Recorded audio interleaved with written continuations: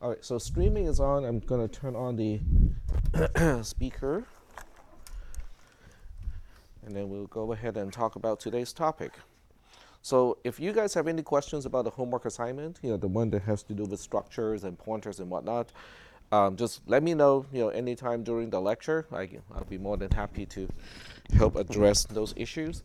Otherwise, I'm going to move ahead.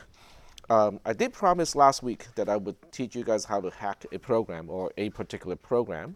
So we're going to do that right now. Any questions? Any? Nope. Okay. All right. So let's go ahead with that. Let's see. Oh, I can also work on the Fibonacci solution too. I actually have it already.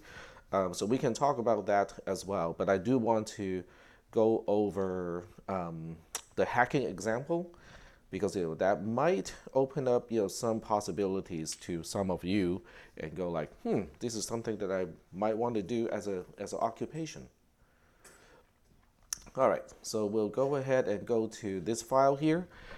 If you want to do this on your own, you can, but you will need a 64-bit Linux system in order to do the same thing that I'm about to do. So I'll do the demonstration. Everything is being recorded right now, so you can actually replicate the experiment when you have time, okay? But it might be interesting to some of you of what you can do with the knowledge that you have learned up to this point in this class, okay? All right, so I got all of this stuff already set up. So let me go back to here. Okay, and the program is called hack1.script. Okay, so it's an executable. When you look at the executable, it's a really small program, by the way. It only has 4,712 bytes as an executable. So it's a very small program designed only to illustrate, the hacking technique that I'm about to show you. Are we good so far? Okay. So when you run this program, it will prompt you. Okay, I'm so lazy, I did not even write the prompt itself. It's asking you for a password. Okay, so if you give it the wrong password, okay, it will tell you, read, define, or substitute with any adjective that starts with an F, Digital Millennium Copyright Act. Okay, so the Digital Millennium Act, Copyright Act is really important from the perspective of people who like to hack. Okay, now when I say hack, I'm not meaning crack. Okay, so there's a big difference between when you call somebody a hacker versus when you call somebody a cracker. So can anyone tell me what the differences are between someone who's hacking as opposed to someone who's cracking in the context of computer science? So who is a hacker? I mean, can you point to some people who are famous and they are considered as hackers? Linus Torvald can be considered a hacker. Steve Jobs can be considered a hacker. Okay, so they're basically people who pioneer stuff. Okay, so technically, when you look up the definition of a hacker, it is basically anyone who's trying to use something for what that something is not intended for. Okay, so you take a used toaster oven. Okay, you go to a garage sale, you pick up a $5 toaster oven, and you go like, I bet you I can change this into a wave soldering machine. So you can solder circuit boards. Okay, you just need a temperature control system that's more precise, and also a heat distribution system that's more even. So you turn the $5 toaster oven into a wave soldering machine, which is really cool. That is hacking. Cracking means you doing something that is illegal. Okay, oh, I got this DVD. I want to make a copy of this DVD even though I did not purchase it and it is not mine, but I want the content. Okay, that is cracking because by law that is unlawful. Okay, it is an unlawful act. Okay, so what does it have to do with the Digital Millennium Copyright Act? The DMCA says any attempt to circumvent copyright protection mechanism, the act itself is considered illegal. So I'll give you an example. Okay, when DVDs first came out, okay, or when you watch Amazon streaming, you're wondering, okay, out of curiosity, Okay, how is that stream done? Okay, oh, it's encrypted. Okay, I'm wondering, how it is encrypted. So you look into the whole thing, you capture your frames, from your network cards and whatnot, and then you run it through, multiple, decryption engines, and then you do a lot of things, and then you finally figure out, how Amazon is encrypting the stream of video and how it is decrypted or deciphered on your computer. That act by itself is illegal. Whether you capture the stream, onto your hard drive so you can share it with your friends, or you just kind of go like, wow, this is cool. I finally learned how something is encrypted. That is illegal. That is what the Digital Millennium Copyright Act is doing. So that means when I'm going to crack this program, okay, to make this program do something it's not supposed to, that can also be illegal, with one little exception. If you get the permission of the person who's the owner of this particular content, then it's okay. Is that okay? So because I wrote this program, so I hereby give myself permission to crack my own program. So we are all good now. Okay, but I want to kind of bring this up, because if you try to do something without the permission of the organization or the person who owns the content or the media or the website or whatever you're trying to kind of investigate, that can be borderline at best. Okay, but in the worst case, people can get convicted and sent to jail, even if that person is not getting any actual money or any benefit out of that activity. So I just want to make sure that you guys understand the whole thing. I mean, if you can read the Digital Millennium Copyright Act itself to understand more of it, or you can ask a lawyer to interpret that for you. Okay, but do be aware of all of these things. Okay, so what I want to do now, okay, since I did this with my Monday Wednesday class already, so instead of doing this and try to give it a longer and longer password, I'm going to use a file to come up with that password. So what I'll do is I'm going to copy the password file that is working already to something else so I can show you the process of working on this particular password file. And we'll go ahead and take a look at the password file. And we'll change the last few bytes again, okay, to 789 A, B, C, D, E, F, and so on. Okay. So what I'm doing here is just creating a text file that is really long. This is the password I'm going to present to the program. So I'm banking on the program having some kind of programming flaw so that it doesn't really check the length of something. It is only relying on the string being null terminated, but without checking that it is exceeding the maximum number of characters. Okay. So this is a very good example of string copy versus string and copy. String copy says, I'm going to copy until I see the null terminator. String and copy says, I'm going to copy until I see the null terminator, or the number of bytes copied has reached this particular number. So string and copy is what you need to use or should use, and string copy is something that is kind of risky.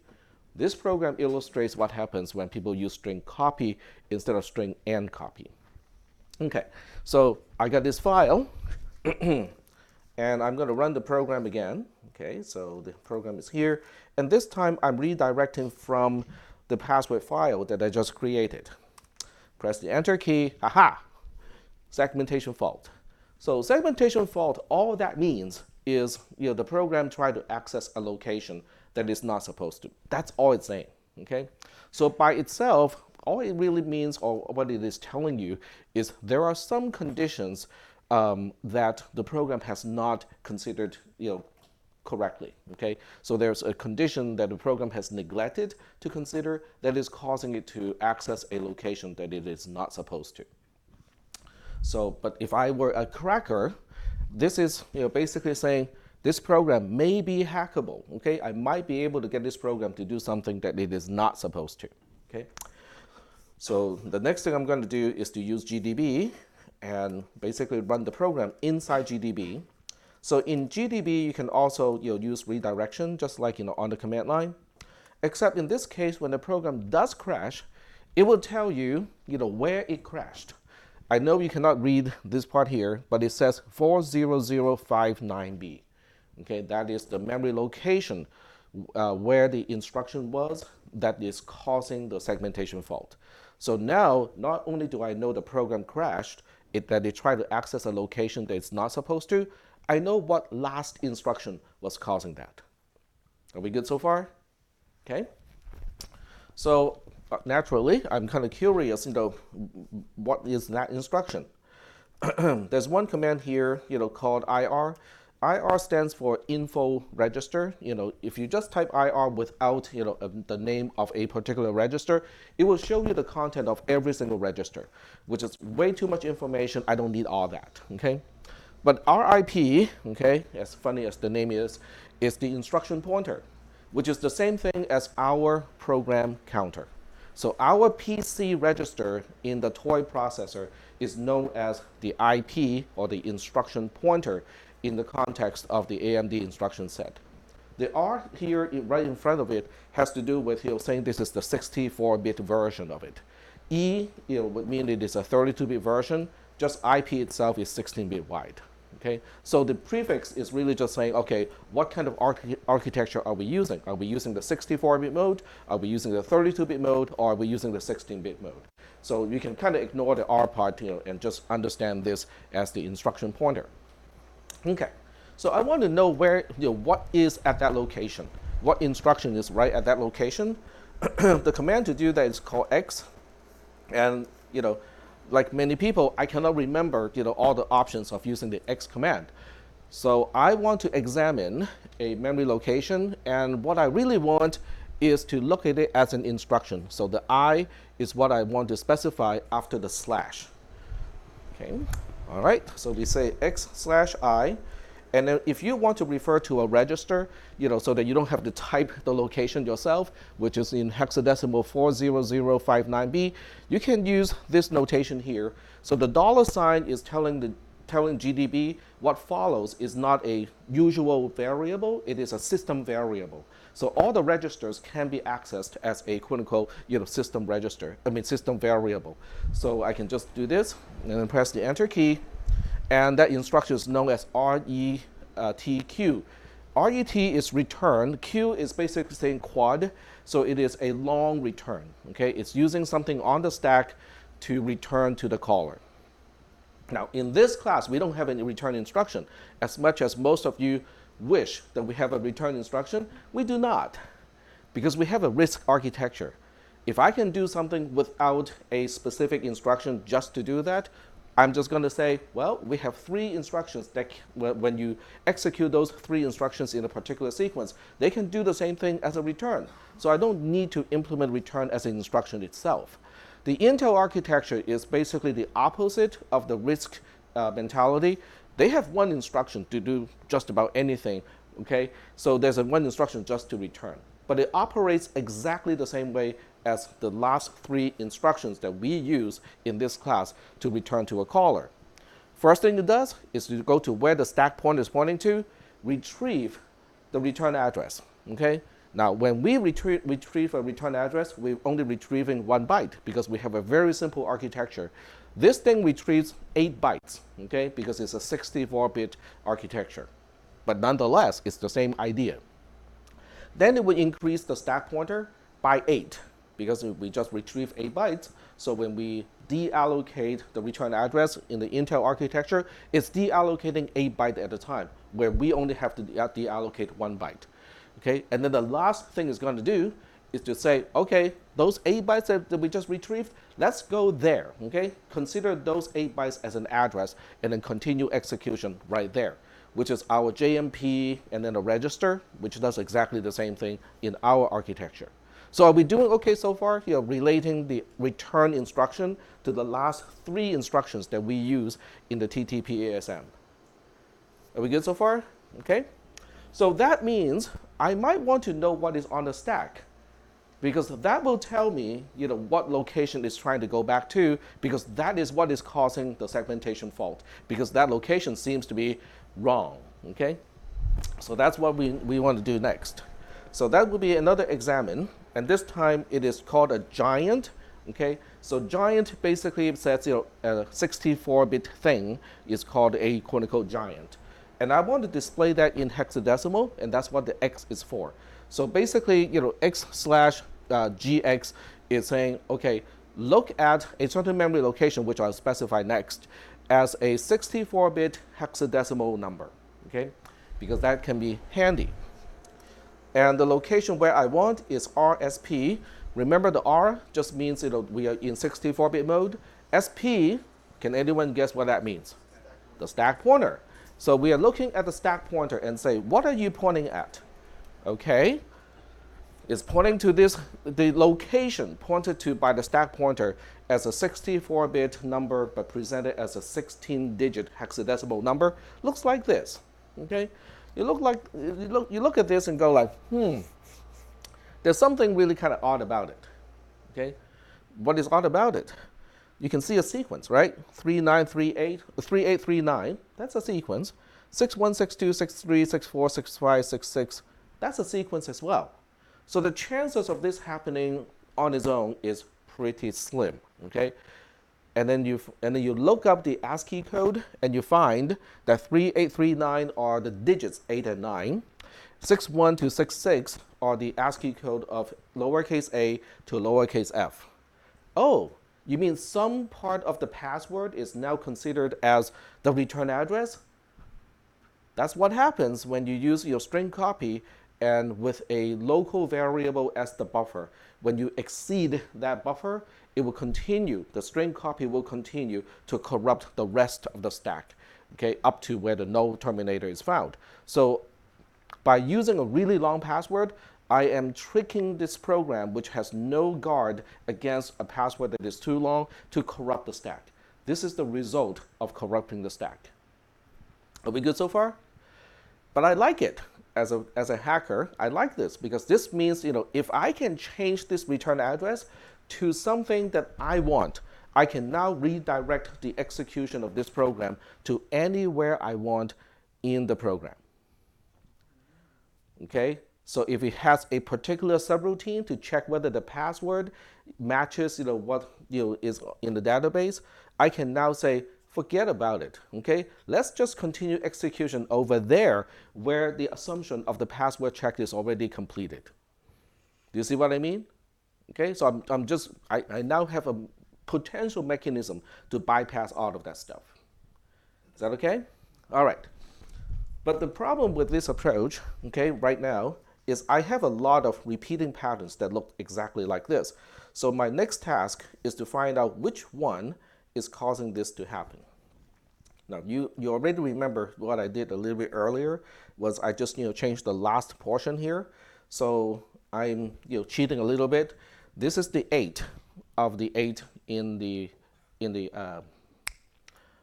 return address. Okay. So if you want to confirm that really is the case, just change this to something that does not occur anywhere else in the password, and you will see that the ASCII code of the equal sign will then become the least significant byte of the return address. So does anyone want to see this? I mean, it's pretty easy. Let me just do this. Okay. So we go back to GDB, run the program again, using the modified password file. It crashes again, but this time I'm not even going to bother with the instruction pointer. I'm going to go straight to the stack pointer. So x/gx $RSP, and you can see how the least significant byte is no longer 38 and it is 3D. And if you look up the ASCII table, 3D is the ASCII code of the equal character in ASCII code. Okay, so we know which part of the password file is corresponding to the least significant byte of the return address. So the rest, okay, of what we need to do is to find out where do we want to go. Now that we have the helm, where do you want to turn the direction of this boat? Okay, is that okay? So I found a way to hijack the steering of the boat already. Okay, then the next question is, well, now that I have the steering, where do I want to go? So the next question goes to a particular. Okay, let's run the program again, but this time we'll run it in the proper way. So it would just report an error, okay? Okay, just like that. So the only clue I have at this point is, okay, if I don't give it the right password, it gives me a string, a message of RTF DMCA exclamation point. That is my only clue to go on at this point, okay? So the next thing I want to know is which part of the program is printing that string, okay? All right, so let's check out some tools that I have, at my disposal. There's a program called hexdump, hexadecimal dump, and it is capable of reading any file you give it, and it will basically just display the ASCII code if there's one, okay? So it will take any file, okay? This is the executable itself, and whenever it can see that a character corresponds to a valid printable ASCII code, it will just print it as that over here. So 454C46 corresponds to uppercase ELF, okay? So I can use this tool to try to find RTF DMCA exclamation point so that I can find out where the literal string is in the executable. So I can do a search, and I'm just going to do a DMCA, okay? And guess what? I found it. Okay, so within the executable, the string is located as an offset from the beginning of the executable of 670 in hexadecimal. So that number is really important to me, so I'm going to write it down. So when I write it down, I'm going to write it down in a little post-it, okay? This is what I did yesterday. So let me just erase everything first, okay? Because we want to redo the whole thing. Okay, is where we find the literal string of the RTF DMCA exclamation point. Okay, so because this piece of information is useful to me, but I need to use another tool in just a little bit, so I'm going to have to write it down on a little post-it. Okay, so that's good. So the next thing I need to know is, now that I know where the literal string is, I need to know how that literal string is used in the program. Just knowing where it is doesn't help me a whole lot, okay? Because I need to find a call that is responsible to print the string on the screen. That will tell me, the branch possibly of a conditional statement when I do not have a password that matches. Okay, so the next tool that I use is called object dump. Object dump has an option called -D, uppercase D, which says, disassemble everything, okay? Turn all of those opcodes into mnemonics. An executable contains a lot of opcodes, okay, in binary. But I cannot interpret binary opcodes, but object dump can. So it's a disassembler in a way, okay? It does the reverse of an assembler, okay? So we'll go ahead and disassemble the executable and then pipe it to less, okay? So this is kind of the output. It will give you instructions like this, okay? And it will sometimes give you a quote-unquote label. And these are mnemonics in the x86 architecture, okay? So you can see there are something that are familiar, like add. ADC is add with carry, which we do not have in our processor. So the mnemonics is a little bit different from what we're used to, but I think we can do the translation, within this context. So what we're looking for is 670, sorry, and we find it, okay? So just out of luck, okay, we find it. Except in this case, it is 400670 instead of just regularly 670. That is because when the program executes, the loader of the operating system is loading the entire program with a 400000 offset in the memory space. So the program, even though the executable says, 670 is the offset to the literal string, when the program is actually loaded into the memory of your operating system and ready to run, it is loaded with an offset of, in hexadecimal, 400000. And that's why you see all the addresses to be off by that much. Are we good so far with that? Sort of, okay? So that's kind of the job of the loader, to basically reload the program to a certain point. But now we see something here. We see a move instruction of that particular address into a register EDI, okay? And then it makes a call to a subroutine called putS, which is put string. Okay? If you look at put string as a C function, you will find that it does one little simple thing. Give me a no terminated string and I'll print it on standard output. That's all it does. So I'm fairly sure that this location, which is at location 5BA, is responsible to print the message to confirm that I entered the wrong password. Are we good so far? Okay. Okay. So that means I am in the vicinity of where I want to be. So now I scroll up, look down, look up a little bit, and see how do I get here. In other words, how do I end up at the location of 5BA? Okay. The first clue that I don't even need to look at the instruction right in front of me or right above this instruction is it's a jump instruction. A jump instruction always branches to somewhere. In other words, anything before this point, and up to a certain point, cannot lead to the execution of cannot lead to the execution of locations 5BA. So in order to get to 5BA, it has to be a branch instruction. Does that make sense? Because I cannot fall through to execute at locations 5BA because the instruction right before it is jumping to somewhere else. So the only chance of getting to locations 5BA is I have a branch directly saying, let's go there, okay? But that is good because that means I can now just look for 5BA in the program and I find a conditional branch. So JE is the same thing as JZI in our architecture. It's basically saying if the Z flag is a 1, let's go to wherever the label says, okay? So this is a conditional branch to go to that location. And right before we have a test instruction, which is kind of analogous to our AND instruction. Remember how we can use AND AA to see if a register is 0 or not? Same thing, okay?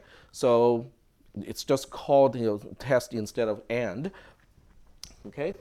So that means if this JE instruction did not go to the branch that prints RTF DMCA exclamation point, the other branch may be the branch that is corresponding to, okay, everything is good, your password checks out. Does that make sense to you? Okay, so that means I might want to get the program to get to the location right after the JE instruction because the JE goes to the confirmation that we got the wrong password, which means if I do not perform the JE at locations 5EA, that might be the location that confirms that, hey, you got the right password, everything is good, I'll give you full access to the entire program. Does that make sense? Yep, okay.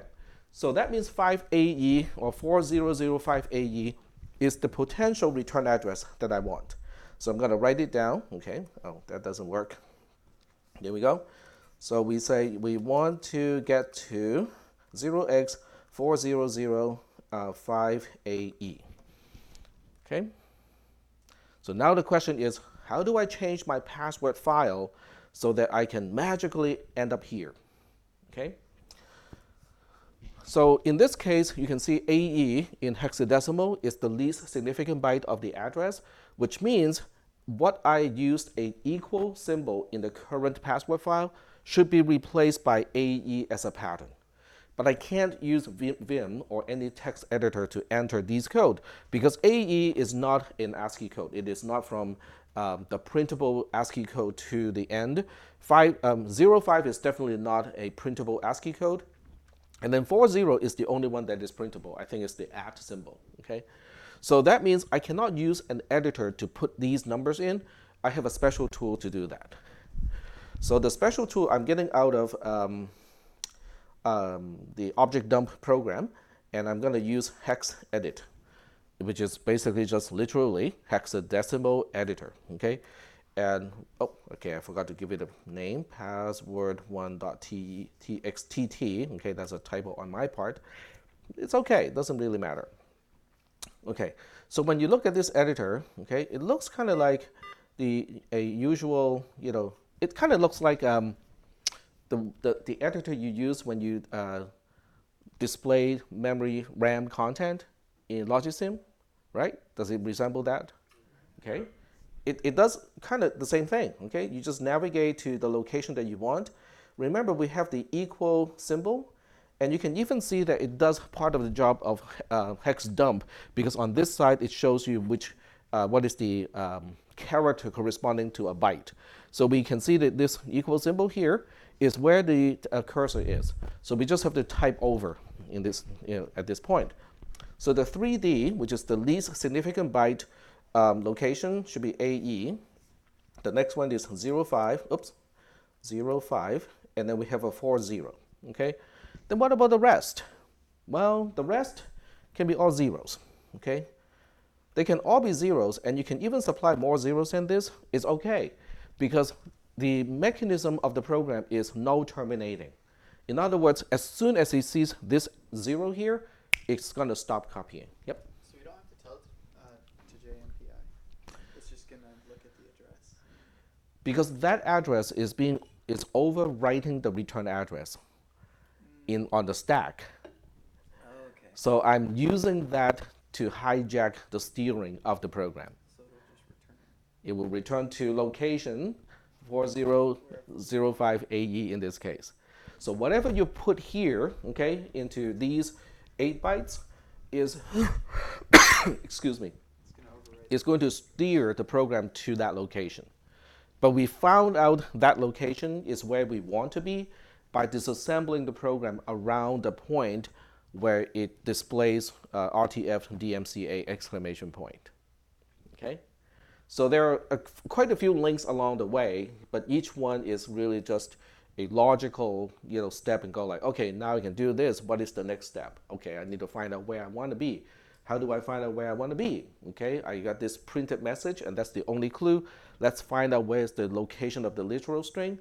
Then we find out, where did we make use of that literal string? And then we look around and found out that, oh, this is a branch.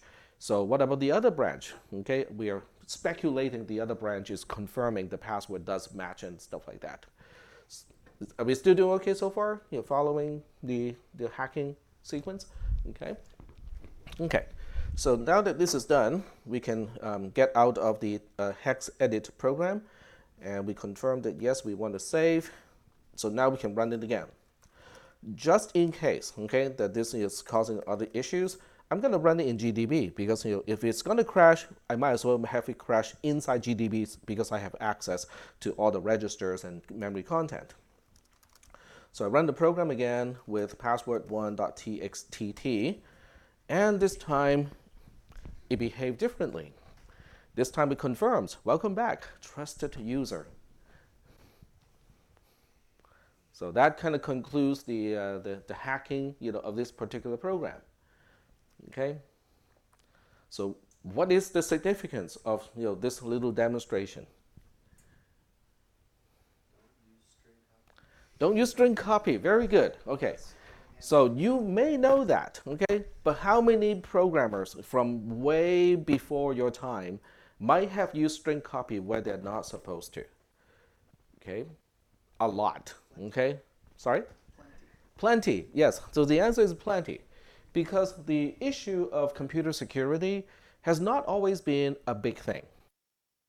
Okay, so you just have to roll back in time. Ask your parents, okay, about their PCs, their personal computers. And you ask them, so when did you get your PC? Well, around the 80s, maybe the early 80s or so, okay? How much did you pay for your PC? About $2,000, but that's in $85, okay? So that's a lot of money by today's standard, okay? A lot of money. And you ask your parents, so did you ever worry that your program can be hacked? Okay. And your parent will probably tell you, yeah, well, there were, cases where, computers, were hacked, there were viruses and whatnot. Okay. And then you ask your parent one more time. It's like, so how did you get onto the internet in 85? The parent will look and go like, there is no internet in 85. Okay. Because there was no, well, I think ARPANET did exist at that point, but it was limited to, like high-end research institutions and government agencies. So the average person, does not have internet access. So you do have dial-up modem stuff, right? The really the earliest of the modems is a acoustic coupler. Okay, so it has a it has two cups, okay? One for the earpiece and the other one for the mic. So you put your handset, okay? I know that's a foreign concept to all of you. So you put a handset of a telephone onto the acoustic coupler, and it makes weird, screeching sounds, okay? And that's how you make connections to another computer, okay? And then there were BBS, okay, bulletin board service at the time, where people can dial up to the same place, and then they can exchange messages, they can exchange files and stuff like that. Okay, it's very, very archaic. So for the most part, viruses or infection stuff, on the computer were distributed by floppy disks. Okay, you're working at a company, right? So you have this meeting proposal. Okay, you put the floppy disk in, you open up Word, okay, and it has a virus. Okay, so what that virus would do is it will put itself into the operating system, possibly on the hard drive. Okay, and then the next time you use Word to save to another floppy disk, it gets copied. The virus gets copied onto the other floppy disk. Okay, in other words, the fastest you can distribute a virus has to do with how fast you can switch floppy disks in and out and distribute the floppy disks to other computers. So how fast do you think that can go? Not very fast and not very far. Okay? Because unless you upload your Word document onto a BBS at 300 bits per second,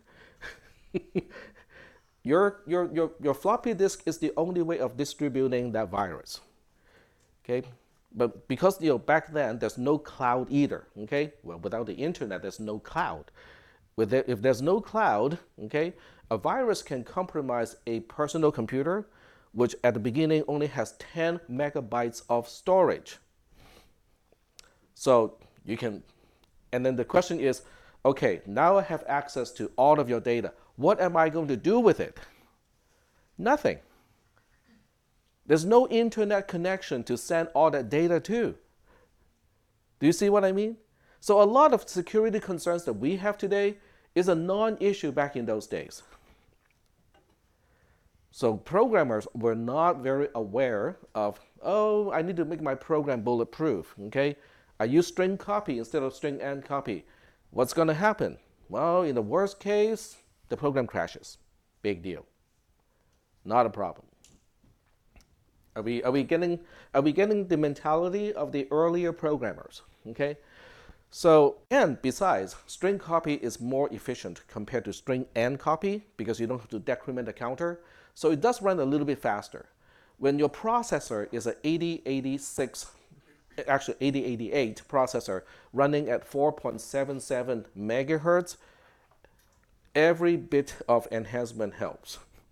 Okay? So if you work for a particular software publisher, okay, and you say, but boss, the proper way to do this is string and copy because it is secure and this is the right way of doing things, but your program runs slower. Then your boss is going to say, don't worry, okay, use string copy. Do it as quickly as possible. We are not concerned about crashing. Does that make sense to you? Okay, because you have to kind of put yourself into the shoes of programmers and the supervisors back in those days. Okay.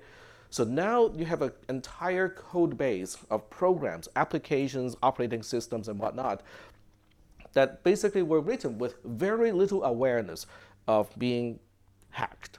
Okay, that code base keeps on going. Okay, they kept getting evolved into what we have today.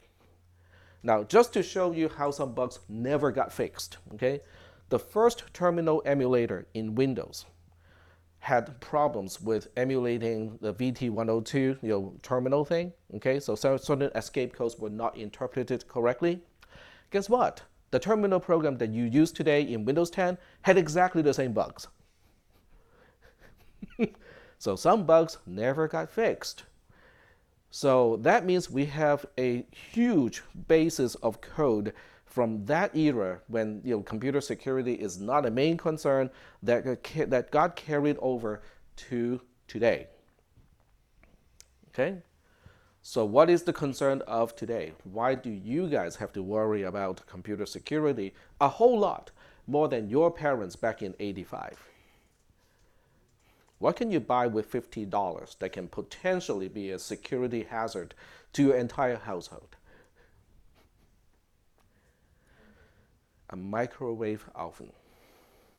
So now you ask, how can a microwave oven be a computer security concern for your entire household? Okay, it's because it's not only Wi-Fi, it is Alexa enabled. And you guys are looking and go like, Tech, which planet are you from? Which alternate reality are you from, right? The Internet of Things reality. Yep. All right, so we'll look it up. And here's one, it's currently at $60, but I found it on wood.com for only $50 shipped. So for 50 bucks, okay, and if you miss the sale, it is $60 and it is shipped to your house, okay? And look at all the ratings. 4 star out of 5, not bad. That's a letter grade of B, right? What can I say? For 60 bucks, you can get a microwave that has Alexa built in and is voice controlled, okay? Sounds like it's gonna get a static IP. Sounds like you need another router. Yeah. Everything that is on Alexa goes on to a separate router.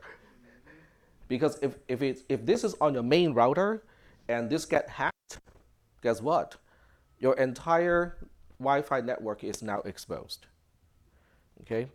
And most computers, okay, most Windows computers has a differentiation, okay? Because, okay, every time you go to somebody else's house and you ask, oh, what is the Wi-Fi password, okay, you put it in. But Windows will ask you a question, right? I think there are 3 choices. Like, are you on a trusted network? Are you on a somewhat trusted network? Or you have absolutely no trust in this network, right? It gives you these 3 options. So most people would just go like, yeah, I trust it. This is my network. Check, right? So what that means is some of the firewall rules do not apply to local traffic. Okay, traffic that is within the subnet of your Wi-Fi is not, some of the firewall rules basically says no, it should be okay because we trust this network. If this thing lives within your trusted network and it got hacked, that means it can now be the staging area to launch attacks to your other PCs, which may contain your TurboTax returns, which may contain a lot of sensitive data that you might have stored, right? And worst, okay, if you work from home and you're working for, let's say, Wells Fargo Bank and whatnot, then it can be used to attack the PC that you use to log into Wells Fargo Bank, and then Wells Fargo Bank ends up getting hacked. Lots of bad things can happen. So this is why we in this age we have a lot more concerns about computer security than ever before. Okay, and that pace is increasing too. If I have to count how many hackable devices we have in this classroom, I'm guessing we have about maybe 15, 18 students right here. Okay, so let's call 20 people here. Okay, I would not be surprised that between all 20 people here, we have about 60 devices that can be hacked. I alone have 4. 2 on my wrists, 1 over here, and then 1 over here. So I have 4 devices. Okay, anyone who has an Apple Watch, probably that's one hackable device. If you have a smartphone of any kind, if you have one of those flip phones, I have to say that's good news for you because nobody can or want to hack it. Okay, so that's actually very secure. And besides, you have a whole week of runtime out of one charge, whereas the rest of us have to charge every day. Okay, if you have a laptop computer, it's obviously hackable. Okay, so that's the kind of stuff that we're talking about. Okay, and that's one of the reasons why I make this presentation, of showing you guys how things can be hacked. So what are your thoughts after that little demonstration at this point? Yep. Do you own an Alexa microwave? Hmm? Do you own an Alexa microwave? Now, I do have some appliances that are capable of connecting to the Wi-Fi network, but they were all disabled. Yep. hmm What makes the microwave easier to hack than everything else? Because it's a very inexpensive device. Do you think they want to spend a lot of money to audit the security aspect of the operating system on a device that sells for $60 each?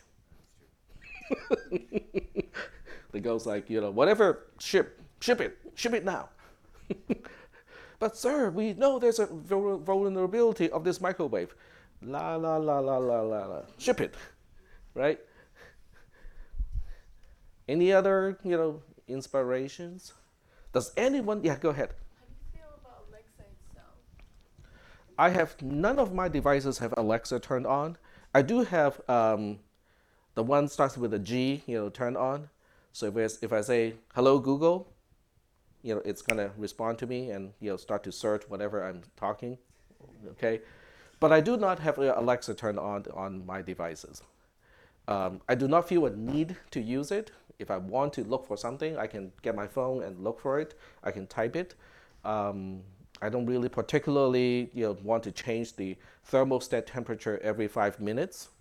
So walking over to change it when I do think I might want to tweak it a little bit, once a month is not too big of a deal. But I can see how with older people or people who are disabled, Alexa can make a big difference because they don't have to walk up to the device to do certain things.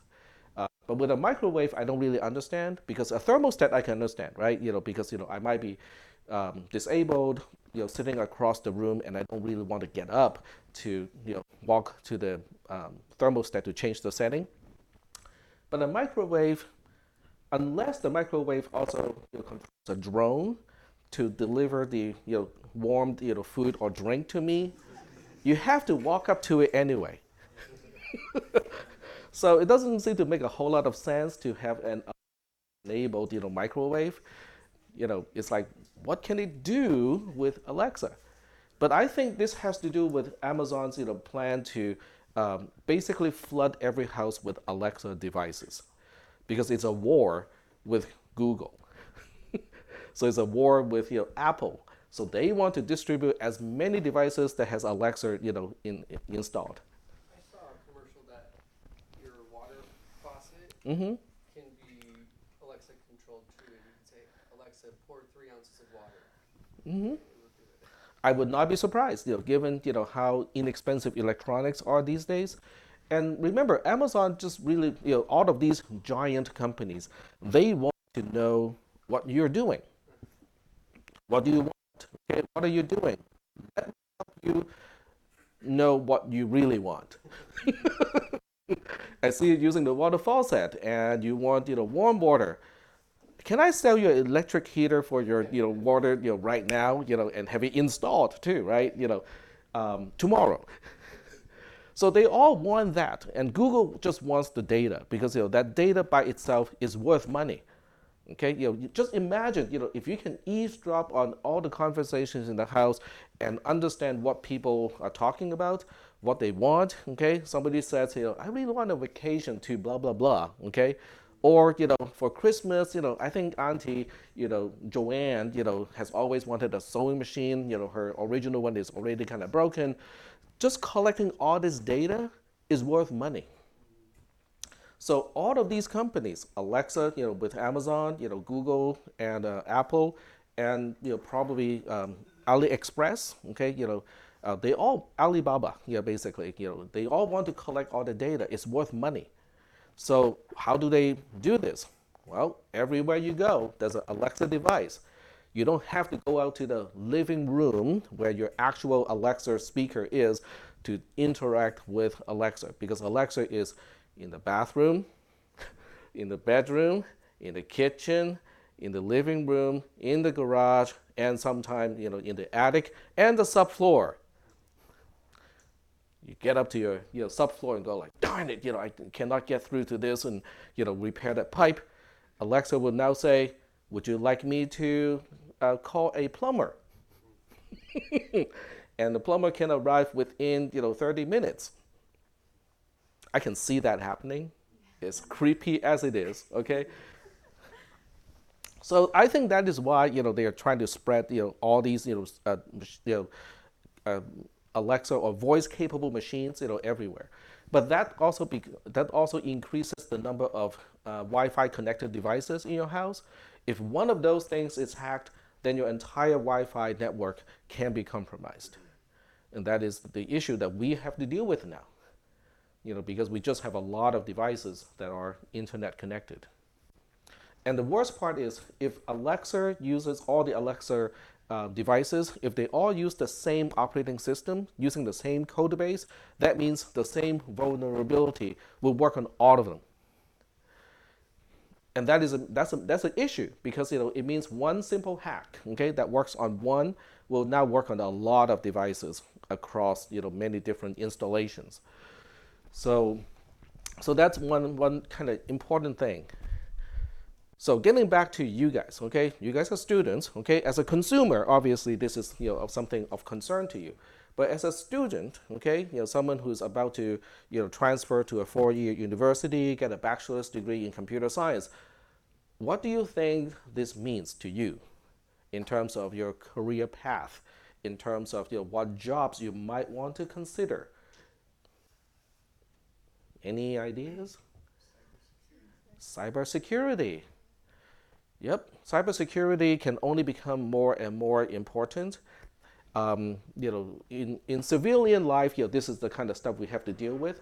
But if you read up on other types of news, okay, the military has been modernized, by putting a lot of smart devices that are network connectable or autonomous. Okay, drones. We are not even talking about surveillance drones. We are talking about drones that can attack, drones that can fly tankers. Okay, because you don't want some poor soul to be piloting a tanker plane for 3 days straight. That would not be a very good job to have. But a drone, fully autonomous, can fly whenever as long as there's fuel to refuel other airplanes. So think about all of those other applications, and because they're all computer controlled, autonomous, and potentially network accessible, computer security on those devices are also very important. Okay, now to have a conflict, okay, between countries, okay, it is no longer about who has the production capability. It's no longer about who has the best weapon. It is about who has control over those weapons. Okay, and something is not even a weapon, like the power grid. How many people know that the power grid is already quote unquote smart, meaning that it is internet controlled and it is a quote unquote smart device? Okay, if you shut down the power grid to a certain portion of a country, that is a big disabler to a country, to a region. So computer security is actually extremely important now. So if you have career choices between, I want to become a game developer versus I want to become a cybersecurity expert, okay, guess which one still has a job when the economy takes a dip? Cybersecurity, okay? And the pay of a cybersecurity job compared to a game developer job, which one do you think is going to be more attractive? Cybersecurity. And there are multiple reasons. Because one, to become a cybersecurity expert, you do have to go through more training because you have to understand cryptography, you have to understand networking, you have to understand a lot of things that you otherwise would not need to understand to become a game developer. Okay, that's one reason. But there's a more important reason why cybersecurity personnel are paid more. So they don't have a reason to turn into black hats. Okay, now you might kind of think that, I don't know about that, but it is real, okay? Because if you think about it, if you are the person who is working on something that is of a national security level, okay, they will have reason to want to kind of bump your salary scale to the point of, okay, with this kind of pay, this person will now not have as many reasons to sell the secrets or become a black hat to do illegal stuff. Does it make sense? Whereas if you're a game developer, okay, you're not really paid a whole lot, okay? I hate to put it this way, but game developers, for the most part, are considered a dime a dozen. Okay, and it is a sweatshop. Okay, where you work as a game developer is kind of like a sweatshop. I mean, the work environment is not all that attractive. So this is something for you guys to consider. Okay, cybersecurity is a possible type of career, because there's an increasing demand of those positions. And what I have just demonstrated is just one technique out of many, many, many techniques to try to hack into a program or a system. Yep. So I heard there are people, I forgot the guy's name, they're trying to make people singular with technology. Say that one more time. Make people Singularity. So, singularity. uploading people's minds onto the cloud. Okay, like the Matrix. I guess, yeah. Couldn't that prevent cybersecurity? If Oh, it would actually increase the importance of cybersecurity, because now what are you actually seeing is not actually biological anymore. They can hack your vision, they can hack your thinking, they can hack what you know, they can hack your memory, your childhood memory. How much can you trust that? Wouldn't you know though? You would not, because they are hacking your memory of your own childhood. Unless unless you see a discrepancy between what you recall as your childhood and other people saying what you were, how you were as a child, you would never know that that memory is actually planted or hacked or modified. Yeah, like Total Recall is a pretty old movie by now. Yep. So hacking is a big deal. And then on the same note, okay, quantum computing is also going to be something that you might want to keep an eye on. Okay, when you move on to a 4-year university, if you have a chance, there's one semester or a quarter where you go like, oh, okay, I won't have GE classes. I might want to take a few other classes that I'm interested in. Consider taking a class in quantum physics, just introduction. Okay, just so that you know enough about quantum physics, so that when quantum computers come around, you would know, oh, okay, I kind of understand how it works, okay, and then you can start learning how to program quantum computers. And why do you think that is important? Okay, and it's along the same line that we have been following this entire class. Huh? well, for one, that's where a lot of the money is, right? That's where the money is. But with quantum computers, a lot of things that will take like decades or even centuries to do with current computers, Like with encryption. encryption or deciphering, okay, or cracking encryption, will take only minutes for a quantum computer to do it. So a lot of the cryptography that we use today, for Wi-Fi, for SSL, for all kinds of communication, will basically render useless, okay, when quantum computing becomes reality. So that is one big thing about quantum computers, is it would change the entire landscape of cybersecurity. But quantum computing will also bring, means to have secure communication channels. Okay, and I'm not going to go into those particular topics, because they all have to do with quantum entanglement, which is a kind of weird phenomenon in physics, in quantum physics. But it's really, okay, as Einstein puts it, spooky. Okay, so Einstein himself, used the word spooky to describe, quantum physics or certain aspects of quantum physics.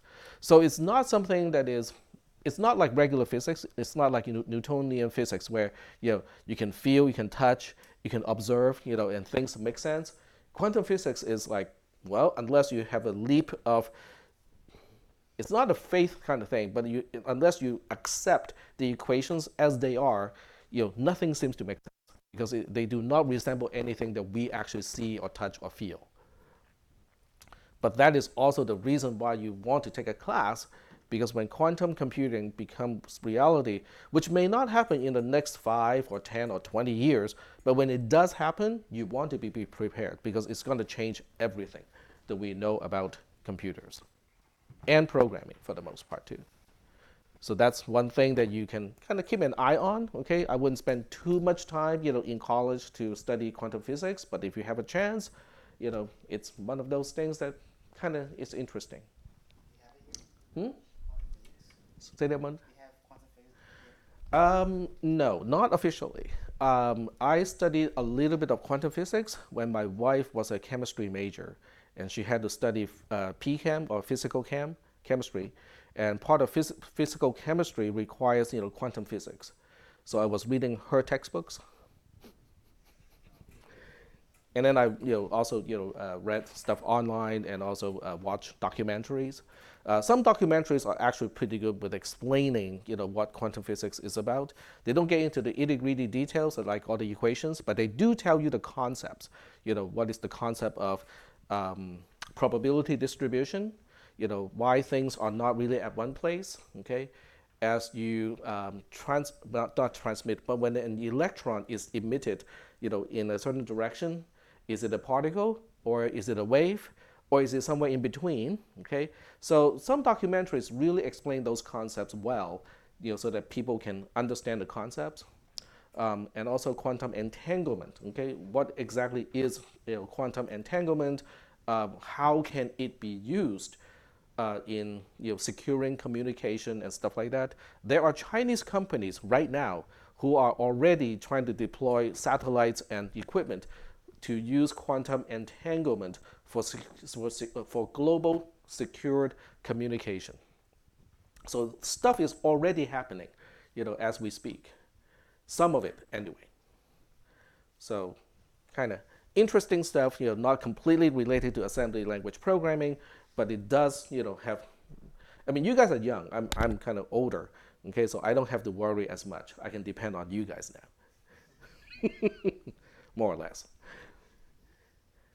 So, are there any other questions about anything that I just talked about today? I know I kind of meandered a little bit and digressed. When do you project quantum computing is going to be? It's difficult to tell. Okay, the reason why it's difficult to tell is there are many factors that contribute to when quantum computing becomes reality. So material science has to do with it. Physics itself has to do with it. And then these technological companies, Google claims that they have one, IBM claims that they have one, and you can bet that Facebook is working on one.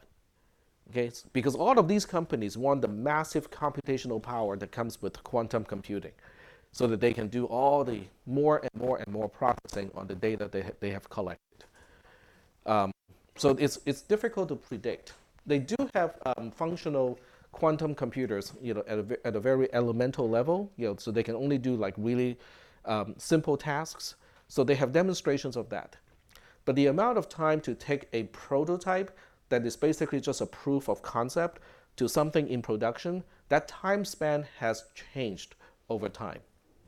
Okay, if you just kind of think about how long it took for Alan Turing's computer back in World War II to become computers that we use today, that took a long time. Okay, and then you think about the original cell phones, the brick cell phones. Okay, that someone installed on a Porsche or a Corvette that slows down the car itself because it's so big and it consumes so much power, right? To something that we use today, that took a lot less time, right? And that has to do with technology feeds back to itself. How many people have taken classes in CAD, computer aided design? Like some of our design classes over here. So you can actually specify the specifications of what you're designing. Okay, I want a bridge of this kind, and the load is supposed to be like this. Okay, you can enter the parameters, and then the software itself can come up with a design using the least amount of material to meet the requirements. So you don't have to think about, oh, I need an arch like this, and I think we need this many pillars, and so on and so forth, and then have the computer to check your math. Nope, you just tell the computer, I need a bridge, spanning from here to here, okay?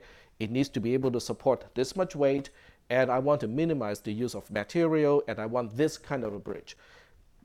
The software will go and do it by itself. So that is kind of stuff that we are talking about now. Automation is everywhere. So you can kind of imagine how that technology can also feed back into the innovation of more advanced computing machineries. By using simulation, you don't have to make something in order to know whether it is going to work or not.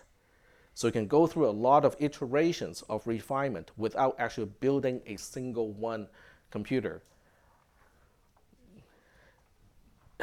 Yeah, so we are talking about the feedback loop of technology feeding back to improving itself, and that's going to be an accelerating pace because with better technology, we can use that same technology to help improve itself. So the next iteration gets even better and faster, more efficient, and that feeds back to itself again. So so it's difficult to predict when it can happen. So I, Our lifetime, though. I think in your lifetime you will see quantum computers, at least to the point where it becomes large governments or large corporations will start to use them. I think within your lifetime you will see it. Hmm?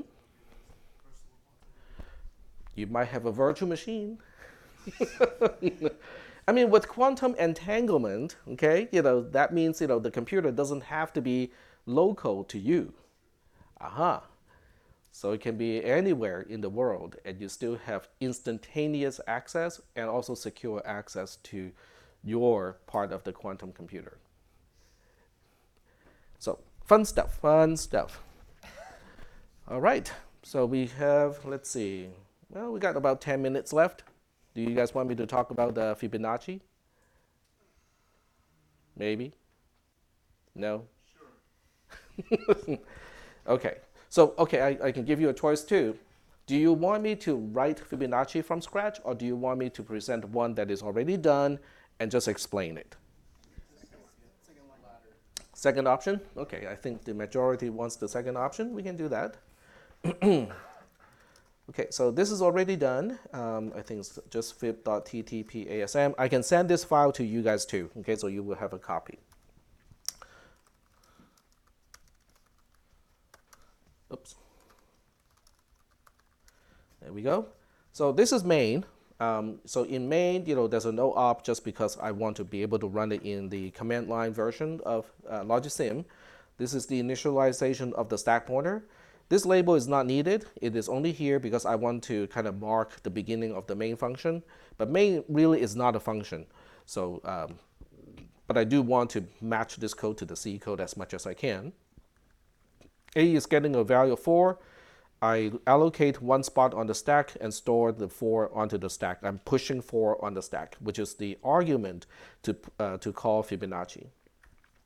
I allocate another space on the stack. This time I load the return address into register A, push register A on the stack because I have to push, the caller is responsible to push the return address as the last thing to push before jumping into the subroutine. Jump into the subroutine, so at this point the subroutine gets control. When the subroutine is done, the return address will get back to the increment D instruction, which is only here to deallocate the argument that I just pushed on the stack. So by the time I get to the halt instruction, the stack pointer should become 0 again. So are there any questions about main as a subroutine? Okay, so it doesn't even bother to store the result into a local variable, but I can still check whether it gets the right answer or not because I can look at register A when I get to the halt instruction, because register A always has the return value when the subroutine returns. So are we good so far? Okay. All right, so now we get into Fibonacci itself, and I'm going to turn on line numbers, just so that when people ask questions, they can refer to a line number. Line 15 and line 16, typical stuff. I use a label to remember what is the offset to the return address from where the stack pointer points to, and then the same thing with our parameter n. So that's what line 15 and 16 are doing. I do not have any local variables in this case. There's no need. So, so I'm not using the more spelled out version of Fibonacci. I'm using kind of the original code of Fibonacci. I load LDIAN, which means register A is now the offset of where I can find parameter n from where the stack pointer points to. By adding the stack pointer on line 18 to A, now register A has the address of parameter n. But I'm not really interested in the address of the parameter. I want the parameter value. So that's why we need line 18 to load AA, so that register A is now the actual parameter n. Then I load 2 into B so I can compare. So when we compare AB, we are actually subtracting 2 from n, okay, or a copy of n, but it does not store the result, okay? So in exam 2, some people actually change a register with the compare instruction. It does not change register A in this case, but it will set the flags accordingly. The parameter is considered an unsigned, and that's why I use JCI, because I pay attention to only the borrow flag, which is also known as the carry flag. So if A is less than B, I go to fib then, because in that case, I do not do a recursion. So let's check out fib then first, okay? So fib then doesn't do a single thing, it just goes to fib return. It just goes all the way to the end and go like, we're done. What about register A? Aren't we supposed to return the value in register A? Guess what? It's already there. So I kind of shortcut the whole thing because I already have parameter n in register A by the time I do the compare. So if we need to go because A is less than 2, we're already done. The return value is already in register A in that case. So are we good with that? Okay. So we move on to fib else, which is the recursive case. Okay, I'm going to scroll down a little bit. So fib else is the more complex case because we have to call fib twice, once with n minus 1 and once with n minus 2, and then we have to add the result of those two calls. Okay. So line 27 is decrement A. A has n in it, so now A has n minus 1. I'm not subtracting 1 from the parameter itself. I'm just having a temporary version of n minus 1 in register A. Decrement D, store DA, I push that value on the stack. So by line 29, I would have pushed n minus 1 on the stack. From line 30 to line 33, that's our typical call, which is to allocate space on the stack, store the return address, and then continue execution at the subroutine. But we're already in fib, and we are going back to fib. Yes, we are, okay? Because the operation or the sequence of instruction to call a subroutine remains exactly the same, whether it is recursive or not, okay? So it looks like a loop, right? Because we have jump I to fib, but it's not a loop, okay? It is a function call. It is a recursive function. When we return, we get to line 34, and you go like, aha, tag, you forgot to deallocate that byte that was storing the argument on the stack. No, I did not, okay? I immediately overwrite that location with A, because A is the return value from fib, and I know I need to save it for later, right? So since I already have that space on the stack that I would otherwise need to deallocate, I might as well just overwrite it now. So I'm shortcutting quite a bit of things here, okay? So by storing the return value from fib into where the stack point is pointing to, I now have the return value of fib n minus 1 pushed on the stack, basically, using the same spot that I was earlier using to push the argument to call fib. So I'm just reusing the same location. Instead of incrementing first and then decrement again and then store, I just go like, oh, the decrement is going to cancel each other, so I'm not going to do it. Is that okay? All right. So then what do we do? Then we use line 35 to line 37 to put n back into register A. Now, why can't I just pop it from the stack and then re-push the return value onto the stack? Because the subroutine could have changed the parameter. I do not know whether the subroutine would have changed the argument or not, so I cannot count on it. So I have to go back to my version of n and use that. So by the time we get to line 37, parameter n is in A again, and then line 38 and line 39 is going to decrement it twice, which means now we have n minus 2. And with that n minus 2, lines 40 and 41 is going to push it on the stack. So now we have n minus 2 pushed on the stack. And then we push the return address using lines 42 to line 44. After we push the argument and also the return address, we continue execution at the subroutine that we are calling. So we use a JMPI to fib again. When it returns, it's going to return to line 46. This time I can just deallocate the argument because I don't need it anymore. And then the next instruction of line 47 and also line 48, these two combined is going to pop. It's going to retrieve the return value of fib of n minus 1 from the stack, which I stored earlier. Okay, so now I have, by the time we get to line 40, well, I will count it as 48. So by the time we get to line 48, we would have the return value of fib n minus 1 in register B. But register A at this point would still have the return value of fib n minus 2. So now I have A and B, the registers one containing fib of n minus 1, the other one containing fib of n minus 2. I just have to add those two values. And I choose to add AB because the actual result, the sum, is stored in register A, which is where I want it to be as the return value. So after that, it falls through to line 51 to 53, which is your usual return statement sequence. Question? Yep. Why do we increment D at line 48? Line 48. Line 48 and line 47 is a pair. It is for popping the earlier saved return value of fib n minus 1 into register B.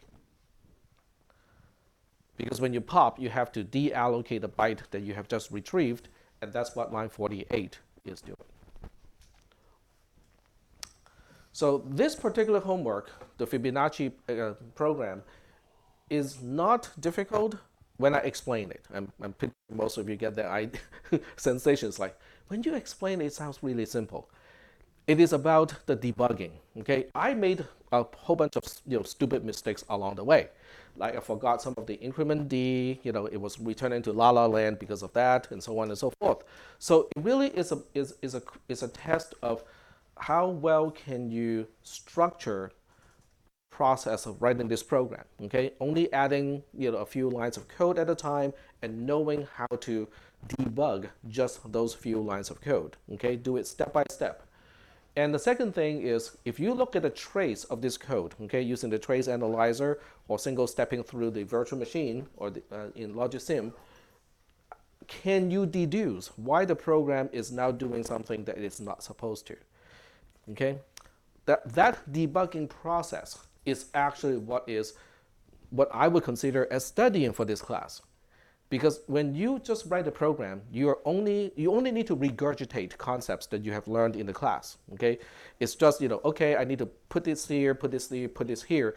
So the synthesis process does not require a lot of analytical skills. Okay, you do need to understand the concepts. You need to know when to use which piece of code and so on.